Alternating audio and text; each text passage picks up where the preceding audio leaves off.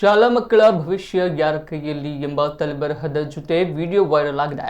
ಬಿಸಿ road Vitla ಎಂಬ board ಬಸ್ನಲ್ಲಿ ಕಂಡು ಬಂದಿದ್ದು, ಮುಂಭಾಗದಲ್ಲಿ ಮತ್ತು ಹಿಂಭಾಗದ ಎರಡು ಫುಟ್ಪಾತ್ನಲ್ಲಿ ಬ್ಯಾಗ್ ಹಾಕಿಕೊಂಡು ವಿದ್ಯಾರ್ಥಿಗಳು ನೇತಾಡುವ ದೃಶ್ಯ ಕಂಡು ಬಂದಿದೆ. ಇತ್ತೀಚೆಗೆ ಮಂಗಳೂರಿನಲ್ಲಿ ನಡೆದ ಘಟನೆ ಮಾಸುವ ಮುನ್ನವೇ ಇಂತಹ ವಿಡಿಯೋಗಳು ವೈರಲ್ ಆಗಿರುವುದು ಮಕ್ಕಳ ಪೋಷಕರಿಗೆ ಹೆದರಿಕೆಯುಂಟು ಮಾಡಿದೆ. ಶಾಲಾ ಮಕ್ಕಳಿಗೆ ಬೆಳಗ್ಗೆ ಮತ್ತು ಸಂಜೆ ಅವಧಿಯಲ್ಲಿ ಪ್ರಯಾಣಿಸಲು ಸಾಕಷ್ಟು ಬಸ್ಗಳಿಲ್ಲದೆ ತೊಂದರೆಯಾಗ್ತಿದೆ. ಹಾಗಾಗಿ ಅನಿವಾರ್ಯವಾಗಿ ಮಕ್ಕಳು ನೇತಾಡಿಕೊಂಡು ಹೋಗ್ತಿದ್ದಾರೆ. ಈ ಸಮಸ್ಯೆ ಪರಿಹಾರಕ್ಕೆ ಜನಪ್ರತಿನಿಧಿಗಳು ಹಾಗೂ ಅಧಿಕಾರಿಗಳು ಮುತುವರ್ಜಿ ವಹಿಸಬೇಕಾಗಿದೆ ಎಂದು ಸಾರ್ವಜನಿಕರು ಒತ್ತಾಯಿಸಿದ್ದಾರೆ.